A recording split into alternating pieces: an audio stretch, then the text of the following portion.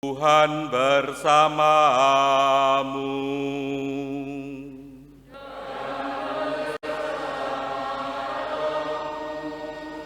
Inilah Injil suci menurut Santo Lukas.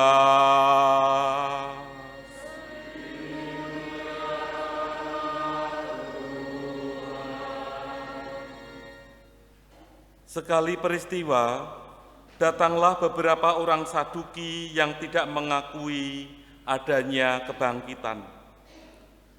Mereka bertanya kepadanya, "Guru, Musa menuliskan perintah ini untuk kita.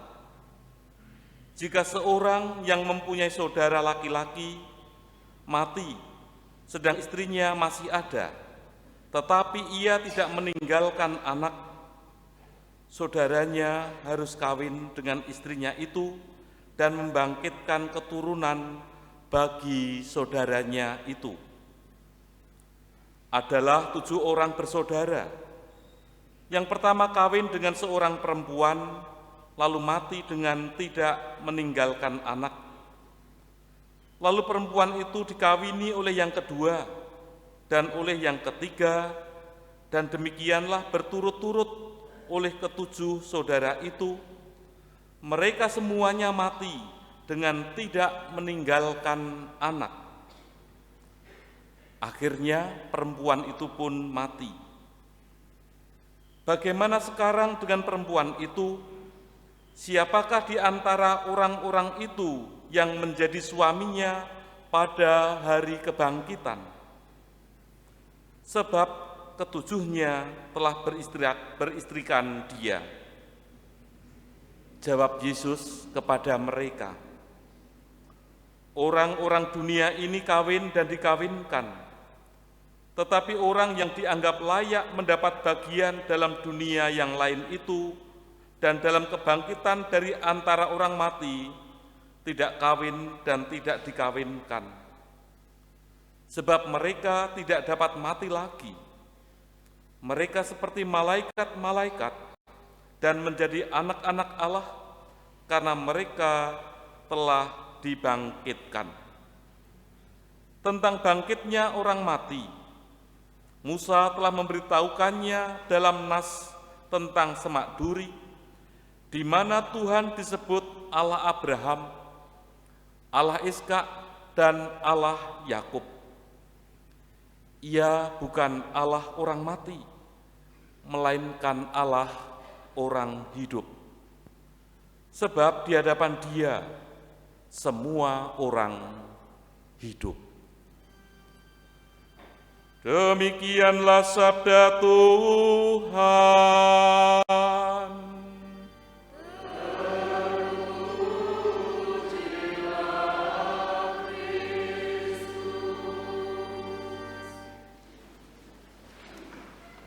Para suster, bruder, ibu bapak, dan saudara-saudari yang terkasih, orang Jawa itu mempunyai cerita mitos soal bau laweyan. Mungkin para bapak ibu yang sudah sepuh tahu cerita soal bau laweyan ini. Nanti dicari ya, di searching, di googling, bau laweyan itu apa. Diceritakan dalam mitos Jawa, bau laweyan itu seorang perempuan apabila menikah, belum sampai punya anak, suaminya lalu mati. Menikah lagi, kasusnya sama, tidak sampai punya anak, suaminya mati. Berkali-kali dalam mitos Jawa itu akan terjadi macam itu. Ini menginspirasi saya untuk bisa memahami apa yang ditanyakan oleh orang-orang Saduki kepada Yesus berkaitan dengan kebangkitan badan. Karena orang-orang Saduki tidak percaya dengan kebangkitan badan. Ceritanya seperti seorang perempuan yang ketemplean bau laweyan tadi. Jadi punya suami meninggal, punya lagi meninggal, sampai 7 suami. Lalu kalau nanti pertanyaan orang Saduki, kalau bangkit, lalu perempuan ini menjadi istrinya siapa dari ketujuh laki-laki yang telah kawin dengan dia? Dan Yesus memberikan jawaban yang sangat jelas bahwa mereka yang hidup di dunia ini kawin dan dikawinkan, tetapi orang-orang dunia ini kawin dan dikawinkan, tetapi orang-orang yang dianggap layak dan mendapat bagian dalam dunia yang lain itu dan dalam kebangkitan dari antara orang mati tidak kawin dan tidak dikawinkan. Perkawinan itu ada di dunia ini, bukan nanti terus diteruskan di swarga, tidak. Gambarannya seperti itu. Karena apa? Karena di surga itu kita sudah dalam keadaan sempurna. Seringkali pertanyaannya, nanti kita ketemu enggak ya?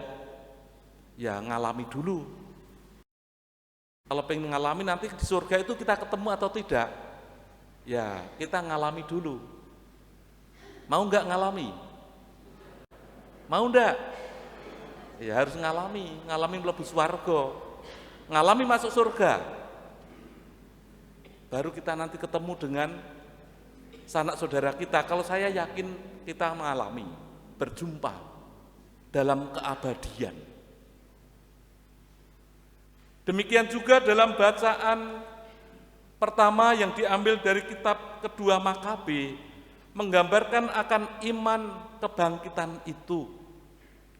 Dan iman akan kebangkitan itu juga terumus dalam syahadat sebagai orang Katolik. Aku percaya akan Roh Kudus, Gereja Katolik yang kudus, persekutuan para kudus, pengampunan dosa, dan kebangkitan badan. Ini kita imani, kebangkitan kita imani. Orang-orang Saduki tidak percaya akan kebangkitan. Karena mereka menganggap bahwa hidup hanya berakhir di dunia ini. Maka di dunia ini harus sejahtera, itu yang dikejar terus-menerus, tanpa berpikir, tanpa mempersiapkan soal kesejahteraan di kemudian hari, tanpa berpikir bahwa hidup di dunia ini hanya sementara pasti ada hidup yang tidak sementara. Di mana itu? Hidup yang tidak sementara itu adalah hidup kekal. Hidup yang tidak sementara itu adalah di surga. Maka dalam bacaan pertama diceritakan sangat menarik bagaimana 7 orang pemuda bersama dengan ibundanya dianiaya oleh Raja Antiochus Epiphanes. Mereka diminta untuk makan makanan yang haram. Tetapi mereka kekeh kuat, iman keyakinan akan kebangkitan, dan mereka tidak ingin melanggar perintah-perintah Tuhan menjadi sebuah pegangan bagi mereka ketika mereka menghadapi penderitaan dan kesulitan. Dalam situasi sulit, dalam situasi menderita, 7 orang bersama dengan ibunya ini tetap kekeh akan hukum Tuhan, kekeh dan dia percaya akan kebangkitan. Kita hari ini masih berada di bulan November. Kita bersama-sama pula diajak untuk mendoakan atau memperingati arwah orang beriman. Karena apa? Karena kita pun adalah orang-orang yang percaya akan kebangkitan itu. Dan kita berharap bahwa mereka yang berada di api penyucian karena kerahiman Tuhan dan karena permohonan kita kepada Tuhan yang Maha Rahim, mereka yang ada di api penyucian diampuni segala dosanya, dibersihkan dari api penyucian itu, dan diperkenankan untuk bersatu dengan para kudus yang kita rayakan pada tanggal 1 November. Maka bagaimana usaha-usaha yang coba untuk dikembangkan, yang terus dihidupi oleh 7 pemuda dan seorang ibu ini. 7 pemuda dengan seorang ibu, peringatan arwah orang beriman, hari raya semua orang kudus, sebetulnya mau mengajak kita untuk apa? Sebetulnya peristiwa iman itu mau mengajak kita semua sebagai orang-orang beriman untuk senantiasa mengejar kekudusan di dalam hidup kita ini. Mengejar kekudusan menjadi hal yang sangat-sangat penting dalam hidup kita ini, sekalipun kekudusan adalah anugerah yang Tuhan limpahkan kepada kita. Namun demikian kita diajak untuk menanggapi rahmat kekudusan itu di dalam hidup kita. Caranya bagaimana? Saya kembali mengulang apa yang diajarkan oleh Bapak Suci Paus Fransiskus dalam bukunya Kegembiraan dan Pujian, Gaudete et Exsultate. Bapak Suci memberikan gambaran-gambaran untuk mencapai atau mengejar kekudusan itu. Jadi kekudusan bukan monopoli para suster, para romo, para uskup, bukan. Tetapi kekudusan adalah hak bagi kita semua. Diceritakan dalam buku itu, Gaudete et Exsultate, lewat hal yang sederhana. Seorang ibu ketika berangkat ke pasar bersama dengan teman-teman ibu yang lain, ibu itu mulai ngerasani ibu-ibu yang lain. Lalu hati seorang ibu itu mengatakan, saya akan meninggalkan rombongan ini dan saya akan berjalan sendiri karena saya tidak ingin ikut ngerasani tetangga saya itu. Tidak ngerasani tetangga itu adalah jalan kecil menuju kekudusan. Gampang kan? Gampang teorinya. Ketika ibu ini pulang masak di rumah, anaknya pulang dari sekolah penuh dengan kegembiraan, lalu ibu ini duduk menyambut kedatangan anaknya, dan anaknya itu mulai cerita. Dia akan meninggalkan masakannya, mendengarkan anaknya yang mau bercerita ini. Ini jalan kecil lain lagi menuju kekudusan. Ketika malam hari ibu ini ditelepon oleh anaknya karena cemas sebentar lagi besok pagi mau ujian. Ibu ini lalu mengambil rosario, berdoa dengan intensi untuk anaknya yang mau ujian. Ini selangkah ke depan jalan kecil menuju kekudusan. Pagi hari ibu ini membuang sampah, berjumpa dengan seorang gelandangan yang mengais-ais makanan dari tempat pembuangan sampah ini. Ibu ini menyapa, lalu memberi makan pada gelandangan ini. Ini selangkah maju ke depan, satu tingkat jalan kecil menuju kekudusan.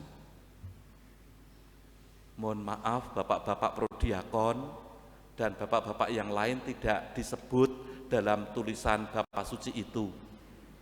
Romo juga tidak disebut, suster juga tidak disebut, OMK juga tidak disebut. Nampaknya Bapak Suci Paus Fransiskus mau mengajak kita semua, silakan para romo, silakan para suster, silakan bapak-bapak, silakan OMK, membuat cerita-cerita kecil, jalan-jalan menuju kekudusan itu. Mari kita membuat cerita-cerita kecil jalan menuju kekudusan, karena lewat itulah kita akan memperoleh kebangkitan. Kemuliaan kepada Bapa dan Putra dan Roh Kudus. Kita bangkit berdiri, kita baharui